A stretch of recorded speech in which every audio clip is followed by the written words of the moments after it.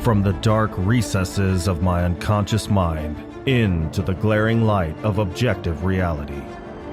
You are listening to the Dark Mind Podcast.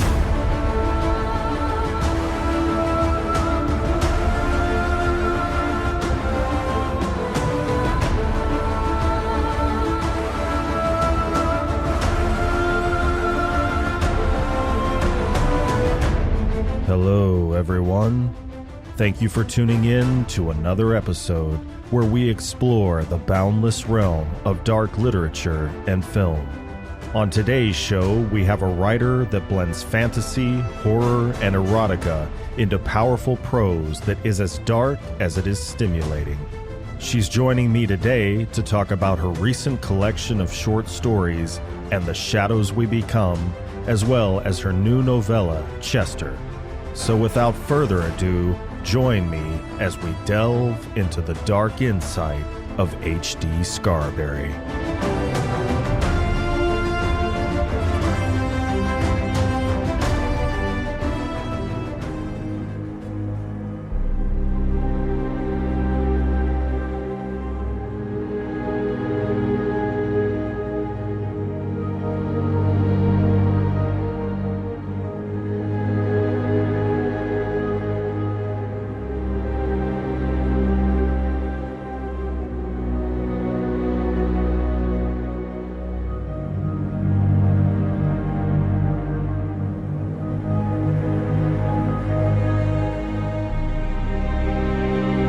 HD, welcome to the show. Hi, thank you so much for inviting me. I'm excited to be here. Yes, thank you for joining me today. I'm really looking forward to talking with you not only about your book, but also your art and the services that you provide to other authors in the form of editing. Oh, thank you. I'm excited too. I can't really believe that you're taking an hour or more out of your time to talk to me about my stories. So thank you. The feeling is mutual. I can't believe you're taking an hour to listen to me ramble on and interrogate you. Well, my husband doesn't really read, especially this genre, so definitely excited to talk to anybody about it. I'm pumped. Well, so you have a few books out. The one I've read is a collection of short stories entitled And the Shadows We Become. Mm-hmm. And in the first story, Stuck, the ending is really unexpected, but I liked it because I like stories that don't necessarily have a happy ending. Mm-hmm. I know the mass majority of people want stories to have a happy ending because they want a reprieve from the harsh realities of life. But I like stories that frame the harsh realities of life because for me, it takes away some of the power of those aspects of life that aren't going to go away just because you pretend that they're not there. So what motivated you to write stories that don't end with everyone living happily ever after? I really love that question. I had never thought about my stories like that until now. And I think I never planned for that. I was very spent on everything being happy. I think everything so just toxic positivity, and I was tired of that. And I wanted to. Did you coin that phrase? I wanted just to unleash the dark parts of my mind, no pun intended there, and just no filter, let it out, and then, judge myself later. And that's how Chester came about. Okay. If you read that one, please promise to still be my friend. It is terrible. I just let whatever out. Uh-huh. Yeah, I mean, I'm a fan of, have you ever read Edward Lee? No, I haven't. If you can go that far, then maybe, but I don't think you can. It's pretty intense. But I don't know. I'm going to have to read Chester now. Hey, it's short. I had to cut it short. Even on the cover, I put A Horrific Experiment by H.D. Scarberry because it was hard to go there, just let my mind go there. And so I have a full novel planned for Chester. But I just wanted to kind of see how my fans would embrace a character like that. And I've got some mixed reviews. Well, is Chester like a novella or something? Yes. Yeah. It's shorter. It's like 70 pages, I think. But it's You just psychologically had to cut yourself off? Woo, yes. It goes there and it goes there quick. And I had to just snip that one for a while. But I thought I remembered, didn't you put all of your books on digital on sale for a while and Chester did the best? It did. Yeah, it did. Mm-hmm. So, I mean, maybe you have some detractors, but I mean, I think the mass majority of your readers apparently liked it. Yeah, I think they're just so shocked that someone, they see all the positive things, I think, in my stories and think sweet little HD, and then something that awful just comes out. Yeah, if viewed on your social media, you are a very unassuming character from which such dark prose comes from. You would not, if I had to read your prose and then pick you out of a lineup, you are not the person I would pick. And I love that. That kind of shows me that I'm doing well, removing that filter and going there for the darker stuff. Yeah, it's like Jung said, you want to integrate with the shadow. You don't want the shadow to overcome you. Yes. And I can only imagine if I only posted things about my work, because it would all be dark, I think. Yeah. Yeah. And speaking of stuck, I assume Danny was the favorite character you were referring to when I messaged you? She sure is. Yep. Mm-hmm. She is the reason that story came about. Most of my ideas sort of come from this, either a dream or a daydream, sort of this scene. And it was her in the funeral when she walks in, and just like she sort of belongs there at this man's funeral. And that was the scene that started it. So it wasn't really about my other characters in the full-length novel, because all of those stories, I sort of have this plan to do full-length novels on eventually. But it's based on Danny and Derek, so. Okay. Mm-hmm. And with Danny, are you channeling some of your own energy, or is this like the big sister you aspire to hang out with? I think, oh man, I don't think it's me. I think she just seems like a really cool chick. I would hang out with her, yeah. Yeah. So do I, actually. Well, so in your next story, From Above, I really like the way you transform the woods into something much scarier than just a very dark, isolated place like they inherently are. You actually took away the ability of what I think sounded like guardian angels. I forget your actual wording. The light beings, yeah. Yeah. Would that be like guardian angels? Yes. Yeah, anyone's sort of interpretation of their own, a guardian angel of sorts, but they had to stop at this perimeter for whatever reason. So then you feel really alone. Yeah.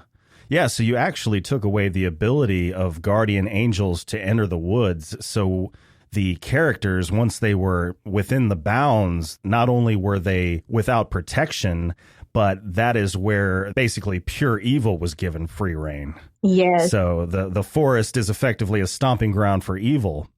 So you seem to have a knack for taking story elements that are already inherently scary, then doubling down and adding another element to make them even more terrifying.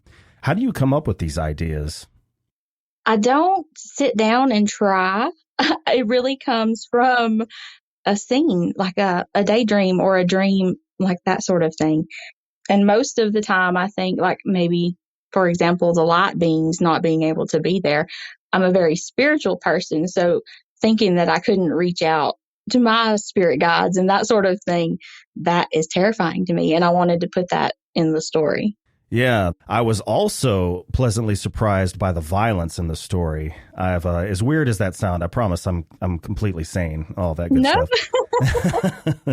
But, I've recently gotten into splatterpunk, and that scene on top of the tree limb was so viscerally terrifying that I thought I was reading something from Volpe or Beauregard for a second. Do you have the same visceral reaction that your readers do when you're writing those scenes, or is it the same as writing something as benign as like a character description? I'm kind of making myself vulnerable here, I think, by saying it, but when I'm writing those, it is thrilling. Mm-hmm. It is. I think I am so excited, just shocked to see what my mind comes up with and what I'm allowing myself to be thinking. And it's sort of a high for at least a moment. And then you go back and read that chapter and you're just a little terrified of yourself. Like, what am I doing with my life right now? Yeah. Yeah, I imagine it's exhilarating because I would imagine it's kind of like the adrenaline rush of the explorer. You're kind of plumbing the depths of your psyche to see what you can find. And I would imagine very rarely anything that you expected that comes up. Yes. Mm-hmm. Yep. And Chester, it's the exact same way. I didn't even want to share that for the longest because I was just so shocked. And then, yeah, he's a monster. Man, the more I hear about this, I just want to. It's definitely the next book I'm going to check out. Yeah, and what has shocked me the most, I think, about that story is how moms sort of react to that, because there's so much wrong in that story that's not just on the violence. And you poor Chester, you feel bad for him, and yet he's horrible, and you're so caught in between how you should feel. Or that's how I was when I wrote it. So next in your book, your story, Jake. Now, that was some intense erotica. Yeah. I remember, I don't know if you were commenting on something that I put in the show invitation that I sent you, but I kind of referred to Jake as having sort of a Stockholm syndrome or something akin to Stockholm syndrome when it came to the character Maven. Is that how it's pronounced? Yes, Maven. Yeah. And then I saw something on your page that said not Stockholm syndrome, Maven. Yeah, syndrome. Was it Maven syndrome? Yeah. So I didn't know if you were referencing that or not.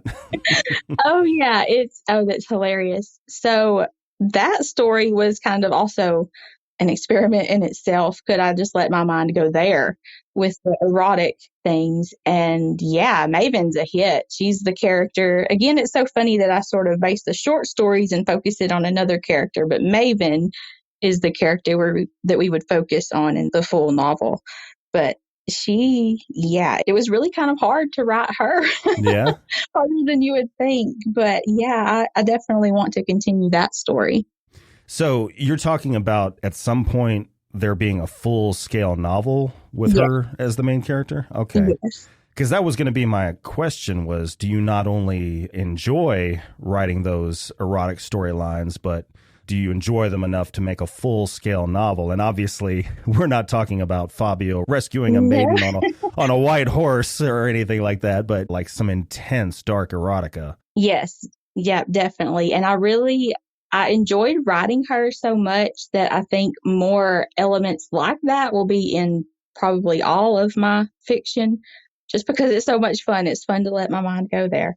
And I think I would love to publish a collection of short erotic poetry and then also have my art, the erotic art, in the same collection. I'm still considering that. Okay. Yeah. I mean, those are all great ideas. It would sell, huh? Yeah. And you kind of took the dominatrix archetype, I guess, to a whole new level because there was a lot of cutting, there was choking, and there was sexual stimulation and then withdrawing with no release, that kind of torture, just like agonizing the entire story, but just completely unable to put down. So I can imagine the novel will be quite a hit. Now, do you have a timeline on that? I don't. Nope. Do I sound overeager? I love it. I love when people enjoy the stories because that's why we're doing it, right? So, I think I have so many projects, and so I just have to work on each one when I feel inspired on each one. So your next story, Chasing Shadows, you doubled down yet again and took revenge horror to the next level. And I was curious, do you think revenge horror is enjoyable more because of the fact that a severe form of justice is being meted out when a lot of times in the real world justice isn't served?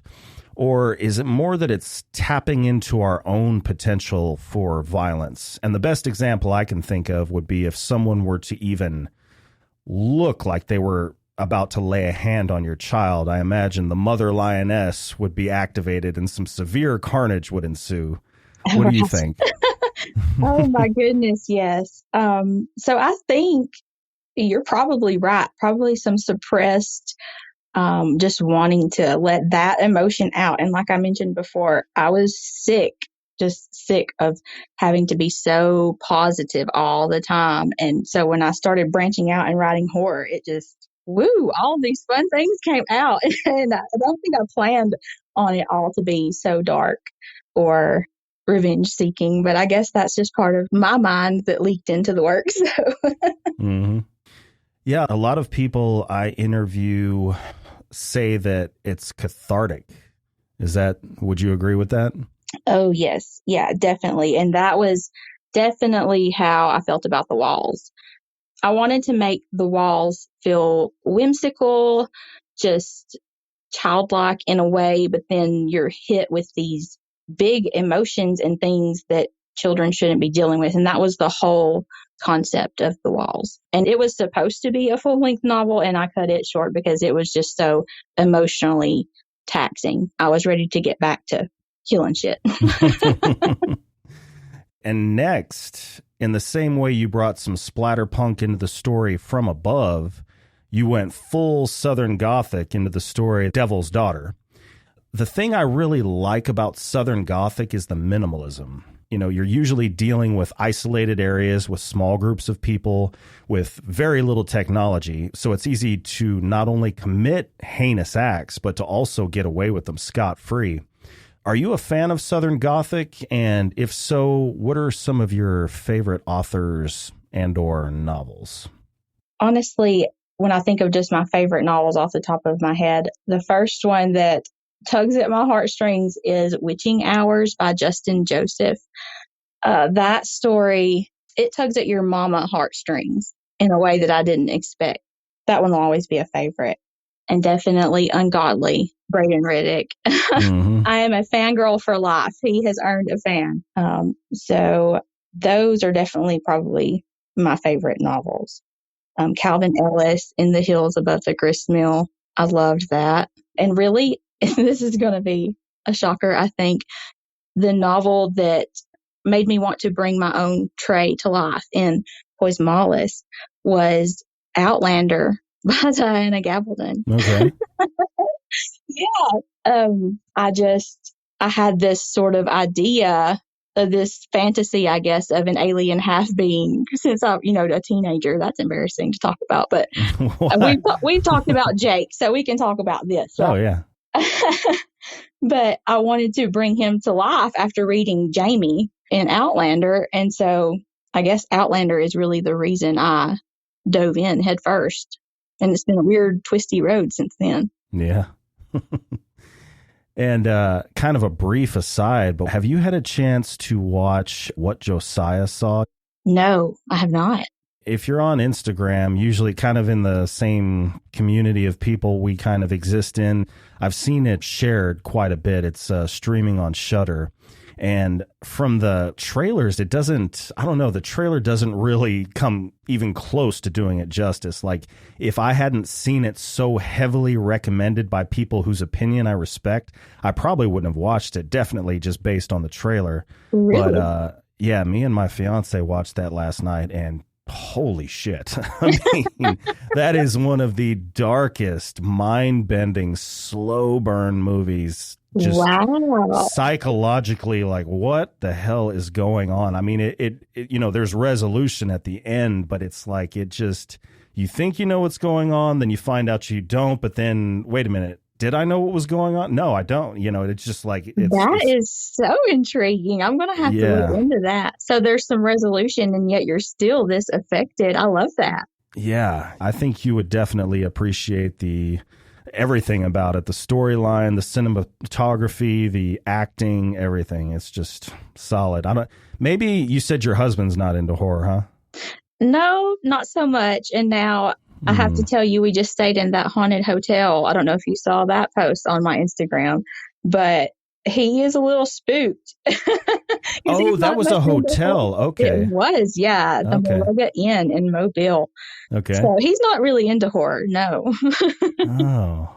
What spooked him? It was just the general ambiance, or was there like weird noises and stuff happening? He there was parts of the hotel where he said it was like a weighted vest. The anxiety was so heavy just to feel in walking through there. Yes, and he is not, like, he's not into horror. He's not into that sort of thing. And yeah. Did you mess with him? No, I did not. No, sir. You didn't scratch on the walls with your nails or something? I did not. No. We set up a camcorder overnight and just kind of lighthearted because we're staying in a haunted hotel. Yeah, we're a little nervous, but we're fine. Oh my God. And there's some unexplainable shit in there. And it has had me on this journey since we stayed. I have been reviewing footage and I'm obsessed. I want other people to watch it so that they can give me answers because I want to be skeptical. So help me be skeptical. Oh, and you said that's where again? In Mobile, Alabama. Okay. Yeah, I work with a girl that she's from Mobile. She's constantly going back and forth visiting family. I'll have to ask her if she knows about it. The Malaga Inn. Yeah. Yeah. Okay. Well, redirecting back to your book, we kind of come to the end of it with In the Shadows We Become, the coup de grace, as well as its namesake. This, as well as other stories, all have different concepts of an afterlife. And you had mentioned that you're very spiritual, so I assume you have some concept of an afterlife. If it's not too personal, what concept of an afterlife do you have? To be vulnerable, to let people hear the real HD, sure. I really think that maybe some form of reincarnation. I feel like our energy is not going to just vanish. How would that be possible? And so I think right now I'm experiencing the human experience. And after that, who knows? But right now I'm trying to enjoy being a human. So I guess reincarnation in a sense. Mm-hmm. Do you read Aaron Beauregard at all? I don't, no. He has a novel that I just finished called All Smiles Until I Return. And I mean, it's dark, it's gritty, it's splatterpunk. So, I mean, there's no punches pulled as far as gore, violence, and depravity. But he has a very unique take on the afterlife that kind of sort of interweaves aspects of reincarnation, but it's not straight just your endless cycle of death and rebirth until you've removed all your bad karma or anything like that. He definitely puts the splatterpunk horror spin on it. That's another one. If your concept of the afterlife is reincarnation heavy, that's definitely one I think you would enjoy. Yeah, I need to check that out. Yeah, it intrigues me. I try not to tell myself that I know for sure, because who can really know for sure? Maybe that sounds bad. I'm exploring. Yeah, I mean, I don't think an agnostic position is, not only do I not think it's bad, I don't think it's necessarily even incorrect. Like, yeah. I mean, if you get down into the philosophical hair splitting, can you really, say one way or the other? So. Right. And I wonder, will we be like Randy, or will we be like Sarah and In the Shadows? You don't know. Mm-hmm. Yeah. Do you meditate at all, or have you ever gotten into mindfulness or anything like that? Oh, yes. Yeah. So I practice Reiki. Okay. Definitely. I meditate a lot. Usually at least once a day. If only when I'm falling asleep, I try to get into that zone. Reiki it's a Japanese energy healing technique. Oh, okay. Gotcha. Yeah, like the hands-free, just feeling the energy with your hands. Okay. Yeah. I don't have a consistent mindfulness meditation practice. Sometimes I'm doing like an hour a day, and then I go months without doing it, and then I come back like splatter shot, 10 minutes here, 10 minutes there. But when I was first getting into it, I went to the local Zen center here and took an intro to Zen meditation course. And, the course was basically technical. It wasn't so much to get into any kind of Buddhist philosophy or anything like that. It was just the straight nitty-gritty of meditation practice. But they did mention some things, and obviously one of the things they mention are reincarnation, and that there are some people they refer to as bodhisattvas that make the intentional decision to stick around, even though they've, I guess, kind of cleansed themselves of bad karma. They intentionally stick around in the continuous cycle of death and rebirth to help other people. Wow. To achieve nirvana, or I think that's the way it's pronounced. I know the rock band is called Nirvana, but I sometimes wonder if that's the way it's actually pronounced. But that's awesome. Yeah. Yes. All sorts of spiritual rabbit holes you can go down when you kind of free yourself from the constraints of religion and do some exploring. Yes, yeah. And that's part of, like I mentioned before, removing the filters. I tried to do that spiritually too, because I grew up not in a super religious home, but it's Christian or no, pretty much, So just removing that and trying to be open-minded is very life-changing. Hmm. Yeah. So, I think we've reached the end of And the Shadows We Become. So let me just give you I'm not gonna make too much noise here, but listeners at home, I'm doing an accelerated golf clap. Thank you. I am really glad that you enjoyed it. Thank you. Yeah. So next one. So wait a second. Which one was your favorite? Which story? Yeah. Let's see. I think probably because of my newfound joy of gore and splatterpunk, probably From Above. Really? I love that. Yeah. Awesome. I would say Jake, but I feel like that's good. Yeah. You talk about being vulnerable. Like, I feel like I have some BDSM thing that I haven't really. You can remove the filter too. It's okay. Jake was your favorite. I'm going to tell my fiance when I'm done here, I need to be punished for being vulnerable. I'm going to have to lick her boot.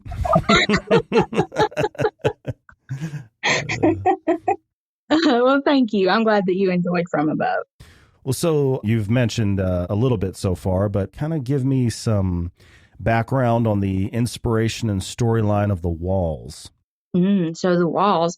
So that I wanted to make that a very personal story. So all of the things that happen to the main character, she goes back in time and tries to sort of either relive these moments that were so traumatic that it affected her, or change them, or just make peace with them. She's going back in time to do this, to heal. And I think it was super, super cathartic, like you mentioned, but it was so hard to write also. So I cut it short into a novella. So now, is this, when you say going back in time, are we talking about more of a fantasy type going back in time, or more of like a science fiction type going back in time? So these, in the main character, every event was something that happened to me personally. I changed relationships to people. I changed locations and names and ages.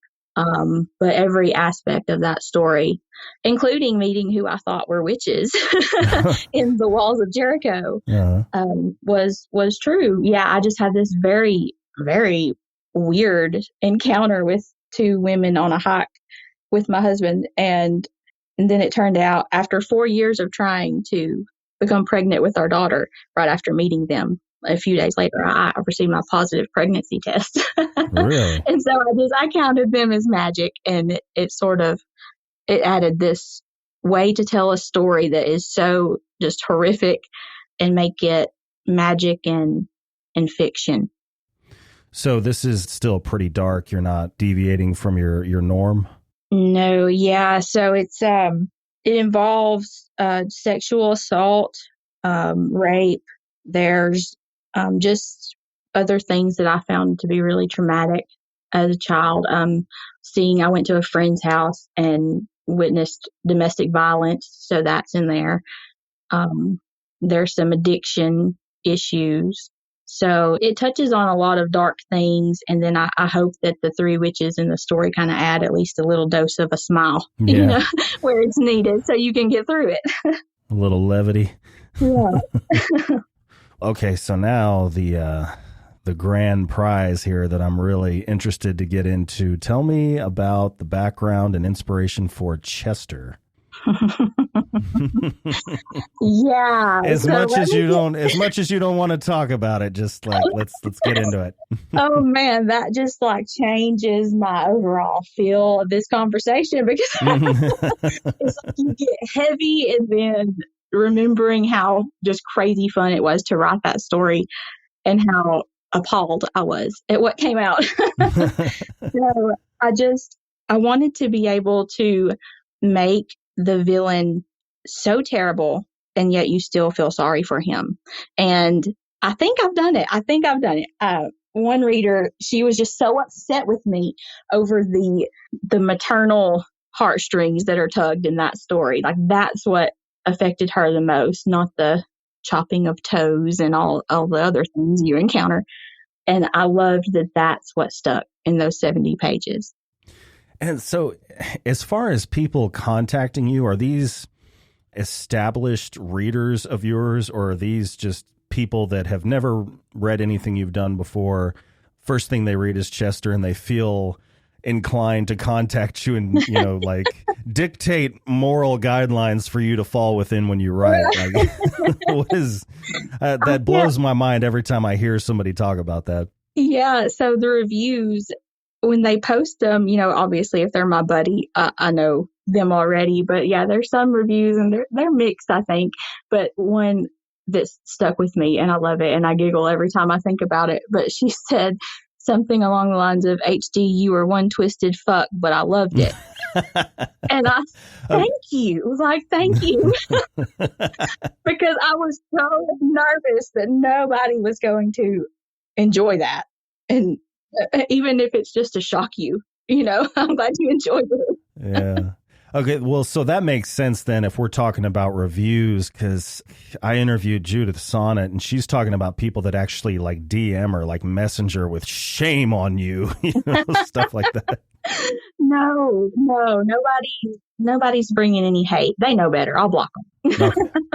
All right, just as long as you're not being targeted specifically, because no. Those people just blow my mind. Like, it's one thing to leave a review because that's what reviews are for. You read it and you want to give your opinion on it, but to actually contact the author directly and want to start like this dialogue with them, trying to dictate their moral standings and like bring back the literary obscenity trials. Yeah. I had a friend one time, they were upset with the way that Stuck ends.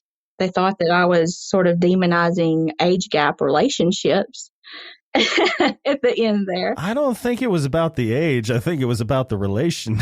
Right. And I mean, is that not horrific to you if that triggered you? Obviously it triggers you, right? So, yeah. So I giggle. If something triggers you, it's probably something within yourself, but it's just funny to see what riles people up sometimes. Yeah, that old adage, you spot it, you got it. Yeah. So you said the name already, and I'm afraid I'm going to butcher it. Puce Malus? So close. Damn it. Poise Malus. What is it? Poise Malus. Poise Malus? Uh-huh. Okay. Now, is that different language? It's completely bullshit. I made it up. Oh, okay. I was like, I'm so uncultured. This is probably Latin for something, and I'm complete. I know, just like, you're such a bore. No, it is utter bullshit. Okay. I literally mixed, I think it was partner, soulmate, bliss. Like, I have this little system that I make up Elandrin. Okay. And you know what's funny? I hated that word. And I couldn't get around it because I spent so much time putting it together, and that it stuck, and that I eventually loved it. And so it became my baby.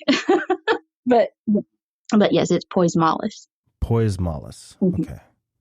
So the first one is For Love or Malice? For Love or Madness, yes. Oh, Madness. Madness, I put Malice. Boy, Freudian slip. I must be meaning somebody harm.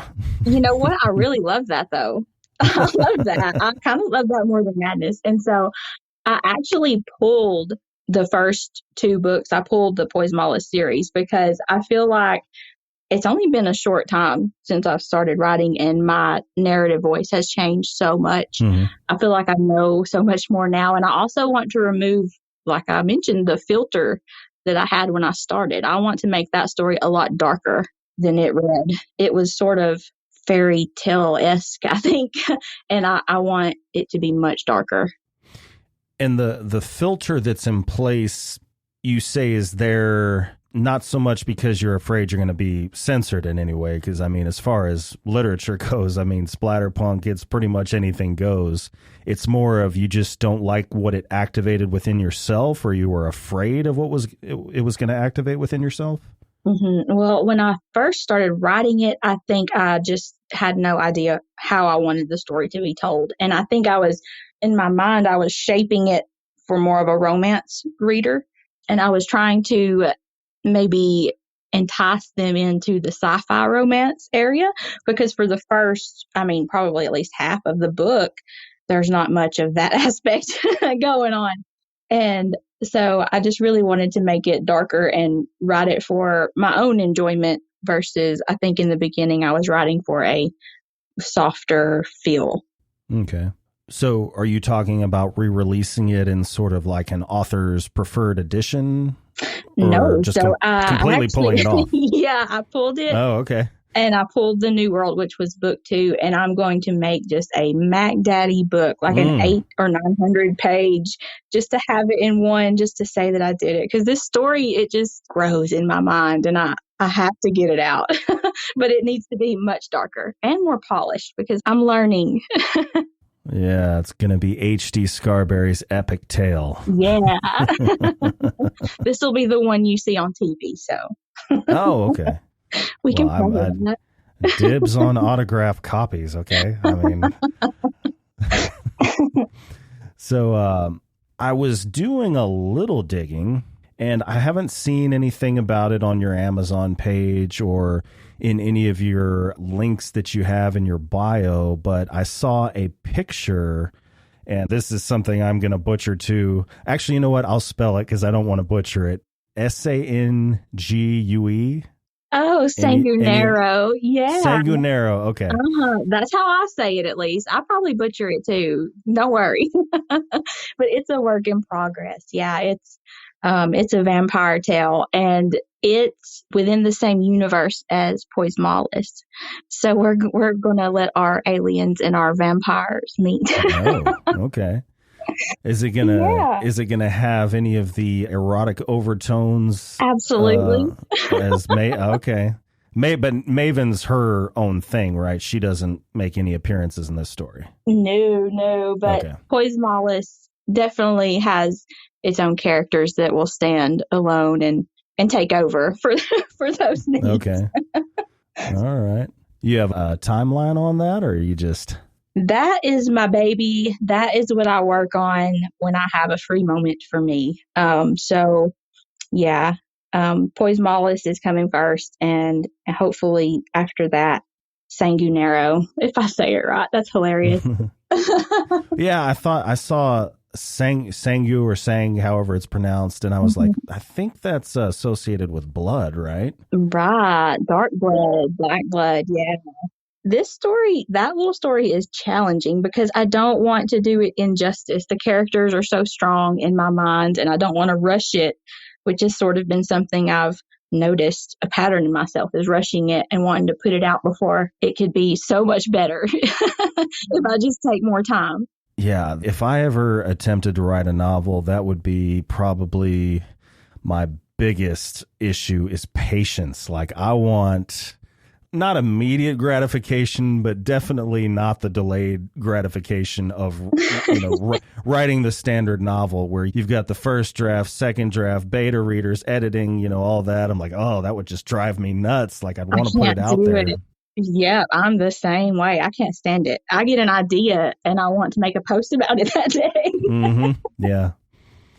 Yes, I can definitely see that. So, this is another one that I guess maybe is a work in progress, because the only thing I've seen so far is mention of, and I believe a reveal on the cover was Dreamweaver. Yes, Dreamweaver. Oh, all right. That elicited a response. So this idea, how do I say this? This baby was born after I have removed those filters I mentioned. So this is probably the darkest, both in just the gore aspect, but also in the mental, like the psychological horror, because my main character is dealing with dementia, which is a very touchy subject to me anyway. And it's really fun to write, but I have to watch it because I will spook myself. I will. I'll be getting the shivers while I'm in the shower, I have to step away sometimes. It's dark, but I'm very excited. And that cover by Mitch Green, oh, I loved it. Loved it. I was so excited to have that. Yeah, I would have to say psychological terror. I like the gore, I like the violence, but in the realm of nonfiction, probably the main thing I read is psychology, philosophy, anything to do with human consciousness. So when it comes to horror, if it's good psychological horror, that's definitely my jam. And so Dreamweaver, you were talking about it dealing with dementia. That always freaks me out as well, because, you want to believe in this dualistic version of consciousness where you've got the brain, which is kind of like the interface that communicates with the outside world, and then like this separate consciousness, which is where your self resolves.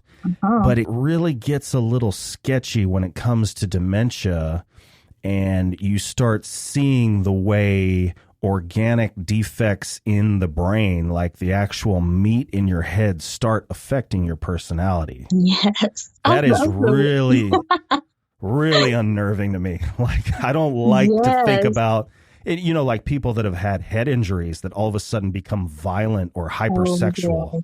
Like, I mean, it's exhilarating. I love reading about it, and I love if there's like horror based on it, but just the actual real world concept just really... Sometimes I have to like stave off a panic attack. Yeah. So I say she's the main character. I'm in love with all of my characters in that story, but Jane, she is very eccentric and a witch of sorts. And so her magic is going a little sideways because she's losing it a little bit. And so as the story unfolds, you'll see why things are playing out the way they are, but it's wicked right now. I'm really enjoying it. Yeah. Awesome. So how did you get into writing? I mean, you seem to, with both editing and writing yourself, that's you're pretty much neck deep in it. I think you even mentioned poetry. When did you first put pen or pencil to paper? How did that come about? Well, teenage years, I definitely got into journaling and poetry just to express those teenage girl emotions, I think. And I really didn't do much with it until later in my 20s. I think I just, it was school and work and then motherhood, parenthood. So when I decided to get back into it, it just like consumed me. I could not stop. Poison Wallace, that first For Love or Madness, COVID had just hit. It was 2020. I was a nervous wreck. I worked in retail pharmacy. So you can imagine we were, what are we going to do? Everybody's, I was a nervous wreck. I had a very small child. So you're worried about her. So I was stressed and I stayed up and I banged out that I think it was close to 80,000 words and had it edited professionally and published. It was 3 months. I was just obsessed with the story. Yeah.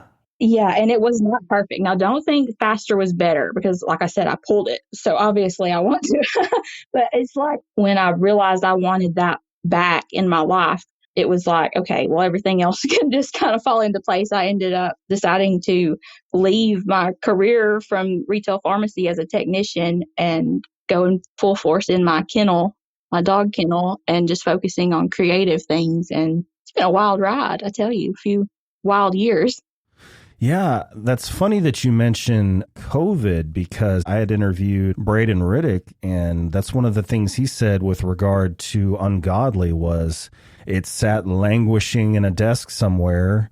And when COVID hit, he all of a sudden had a lot of downtime that he didn't necessarily have before. Mm-hmm. And with all of the stress and stuff he was under, it was kind of a way he could channel his energy to deal with not only the stress of having to worry about your family in this crazy fucked up pandemic, but also all of this time where you're pretty much stuck at home. There was nothing to go out and do. You know, I don't know what his particular day job was, if he was being forced to work from home, but mm-hmm.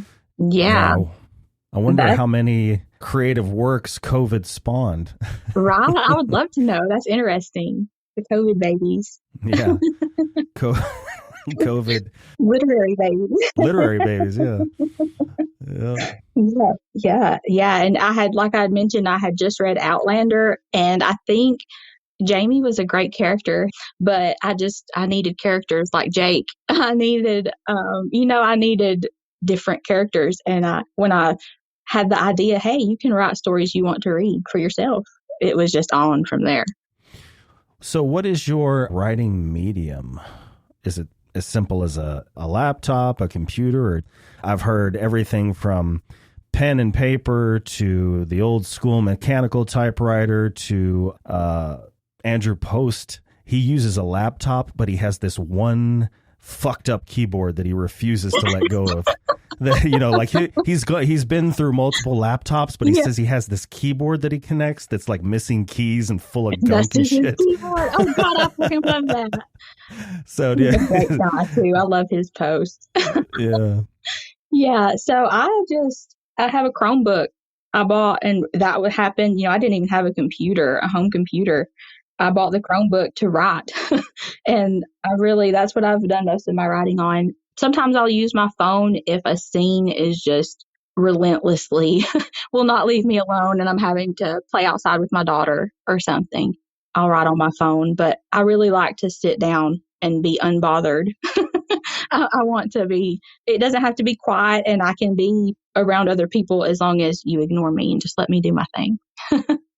Yeah, if I'm remembering correctly, it was I think it was 80%, maybe as high as 90% of Ungodly was written on Braden's phone. That is wild. That's wild. Yeah. It's hard for me because if it's on my phone, if I get distracted by something else, I kind of get sidetracked, I think. But if I'm on my Chromebook, it's just my writing place. Like I don't do anything else really on my Chromebook. So when I open that, it's go time. Yeah, I imagine you got to be away from an internet browser, from right. phone, text, all that.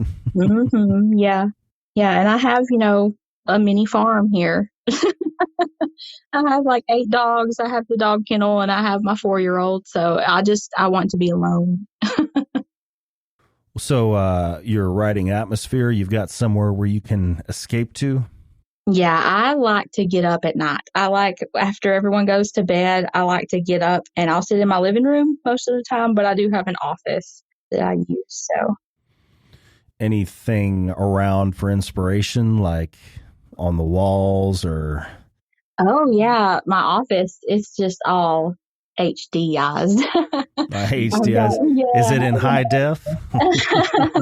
It's got some tapestries. It's got my massage table for Reiki use, crystals hanging around, some candle holders, that kind of thing.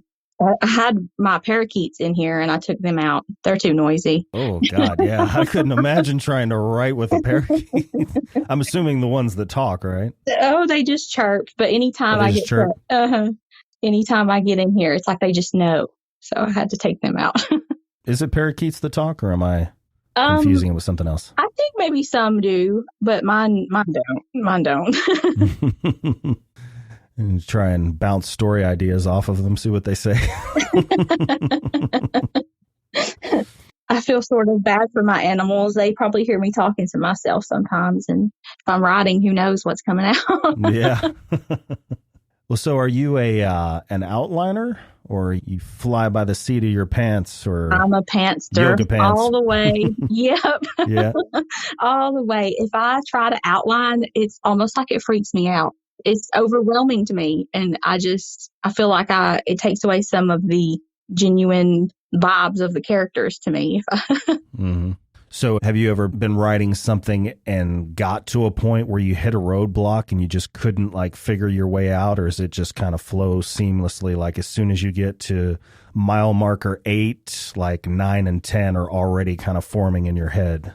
I definitely hit roadblocks. Yeah. And usually I just put that work down and work on something else if I'm feeling inspired. And even art, I'll just stop writing altogether and do some other form of creativity. Well, speaking of your art, it is, from what I've seen, very surreal and intense, and it spans the gamut from abstract to violent to intensely erotic.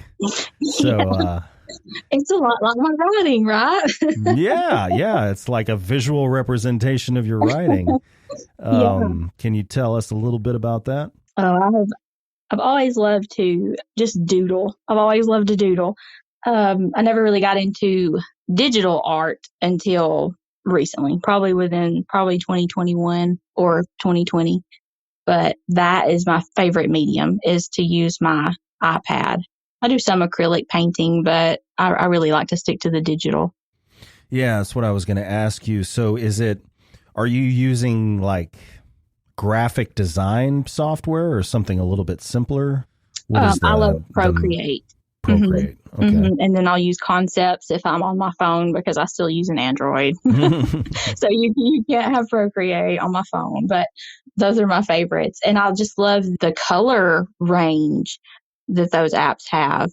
Yeah. And the layering ability and the brushes. Gosh, you can buy packages of brushes, so many brushes. I was told by Nevada McPherson that a lot of famous authors like Flannery O'Connor was, I think, the person she mentioned. They were painters, and they weren't painters so much because they were trying to like pursue it in any professional fashion, but more so that it helped them with writing setting and character descriptions. Do you find that to be true? Ooh, well, I think sometimes when I'm stuck, like we mentioned earlier, getting stuck on a place, I'll create art and feel a little more inspired, but it's usually not a new scene. It's like an older scene, and it still inspires, what's going to happen next in some way. So I do. Yeah, I think it's very inspiring. Well, so tell me about your editing services. Unless I'm mistaken, I'm pretty sure I'm interviewing one of the authors that you've edited, which is Miss Robles Diaz. Yes. Yeah. Man, I'm telling you, her talent is just... I've read the book. You did? Yeah. I'm telling you, that is intense. So intense. I love her voice. Yeah. She, I can't remember when I finished that book up, but yeah, I mean, I messaged her before I even finished it, about halfway into it. It's got such a sense of setting, like the way it begins in Puerto Rico. Like I feel, how certain locales, geographical places, you can read about them, but until you go there and kind of take in the smells, the sounds, the food and so on, you don't really have a sense of it. I feel like she conveyed that in the beginning setting, the way it's set in Puerto Rico. Yeah, that's amazing. And it just feel like that story was not rushed, that she took her time to build that and get you invested and make you feel like you have been there. I agree. I think it was wonderful. I actually had to break from that and reach out to her and let her know when I was editing that, because the material was just so heavy and it's a sensitive topic, just rape in general. And I had to break. And it's not because I didn't enjoy the story. It triggered some unhealed part of me. And she was so understanding. And I just really commend her for that, for not, because it took me a while to get through it. But once I got over that hump and we started getting into more of the revenge, that was my jam. I was ready. It was so fun. Did you see her post she put up the other day? I think she said it was one of her readers, I guess, wanted to send her something in the mail. I forget under what auspices, but when she opened it up, it was a curling iron. And she's like, if you read the story, you know. Yeah. So I texted her, ouch. Oh, gosh. Wow. That's funny. Hilarious. It's an amazing story. I enjoyed that. Well, so in the realm of you editing other people's works, does your attention to technical detail from being an editor ever cramp your creativity when you're writing your own prose? I make it a point not to let it interfere with me, because I'd heard that once you put something out, you get a little bit afraid to write because you're afraid of writing something bad or, less quality, I think. And I tried not to be that way, but honestly, I really need to spend more time letting my stories just marinate. I always want to share too quickly. And now it's kind of the opposite. I feel like when I'm editing someone else's work, because I want to read it and I want to edit it, but then I also want to let it sit for a second and read it in a little while and see how that flowed. I take my time and it's a lot different. Yeah, I think I rush myself and then doubt myself almost. I don't want to let anything slip when I'm editing. So. And you're talking about editing your own work, or are you talking about editing someone else's? Yeah, comparing editing someone else's versus my own. Yeah, okay. I think gotcha. I let mine go too soon, and then I go through it with too fine of a comb. Sometimes I get hung up in my editing. Yeah. I got you. Well, so you do edit your own work, but didn't you mention earlier that you also have other people edit it as well? Yeah. So the very first book I put out, I was on Reedsy and found an editor there. And I think he did a really great job, but I realized that I wanted more of a personal approach to editing. Like, he made all these suggestions and I wanted to argue about it. I'm sure you're right. You have degrees and all this, but why? And so after that, I started letting my author friends read and make their suggestions in exchange for me doing the same for them.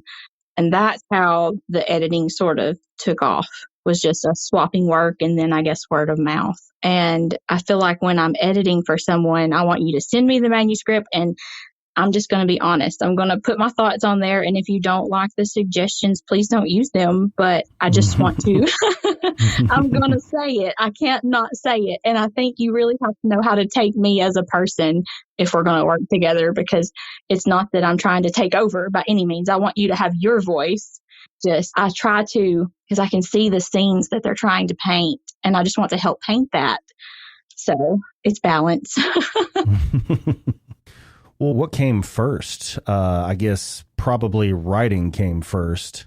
Yeah, I guess probably the art, picking back up art, was in between. After I had put out the first book, I started getting back into art. And then I had made friends at that point on Instagram and we started editing each other's work. Or I say editing, just, giving our suggestions. Yeah, so it kind of, art fell in between, I think. Okay. This is kind of a strange question. The only social media that I exist on is Instagram, because it seems like that's where all artists are, whether that be painters all the way to the models dancing around, bouncing their asses to rap music, just like Twitter just kind of seems like a platform for political infighting, and Facebook seems like where you put up pictures of your kids. Am I off? Like, no, I feel that. Yeah, I have a Facebook and it's more of a personal account.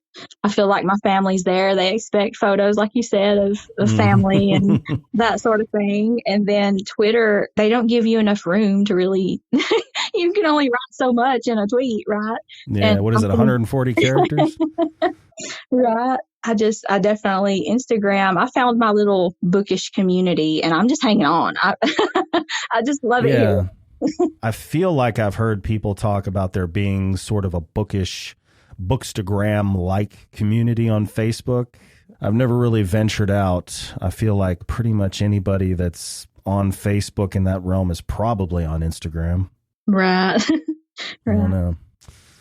So tell me about this vlog that I keep hearing about. Yeah. So That is just me trying to push myself out of my comfort zone. Sort of like doing this, I was terrified. But I feel like the more I put myself out there, the more connections, and that's well worth feeling awkward for a moment, I think. So the vlog, I wanted to sort of base it around me just experiencing horror sort of for the first time, and not just horror. I hadn't watched Labyrinth until I'm going to be 31 this year. And I experienced that for the first time. And I found out that the puppet Hoggle is actually only 20 minutes from me at Unclaimed Baggage Center. He's been here since I was like a child, the actual puppet that was used in the... Really? Yes. And so I was going to make an episode and just sort of show Hoggle to the world. And then we sort of fell into this staying in the haunted hotel, and that has completely taken over my vlog idea because I'm obsessed with getting answers. Are you going to be a ghost hunter? I'm going to be a ghost hunter. I think I just went to stay, and I think the ghost found me. I think you were the hunted. Yes. And that's a scary feeling. It's super scary. Well, who is the H.D. Scarberry outside of writing? Well, I'll be honest. First things first, I'm a mama. Mm-hmm. She is my world. She's 4. She's the light of my life. Definitely. I love my Ava Grace. And it's hard to balance, me time, I think. But I think me and my husband, we're doing a pretty good job of keeping us time and keeping time for ourselves. We're trying anyway. I think acknowledging the need is the biggest step when you're parenting young kids. Mm-hmm. Well, it has been a pleasure talking to you, and I really appreciate you coming on today. Thank you so much. No, I enjoyed it. Thank you so much for inviting me. And to the listeners at home, all links will be in the description. And Madam Scarberry, I will see you next time. Thank you. Bye-bye. And thank you to everyone that tuned in. If you liked today's episode, please be sure to like, share, subscribe, and follow the show on Instagram and YouTube. Stay healthy, stay sane, and as always, thank you for listening. See you next time. Watch me, caught up in the light, I'm falling, tripping to the night, I'm all in, drifting in your tide, we're flawless. I didn't ever think about you, really take a page and write you again. This feeling is swift like a river running through you. You make me go.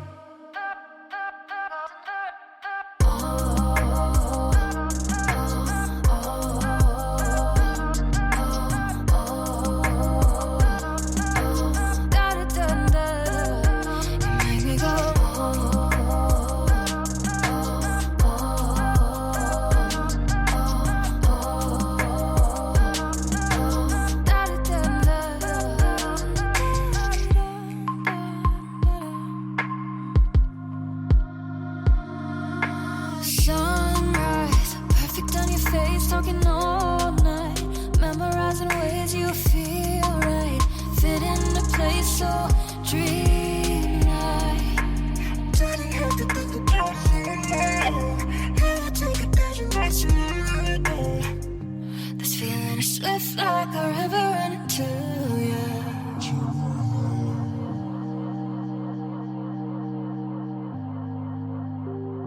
You make me go.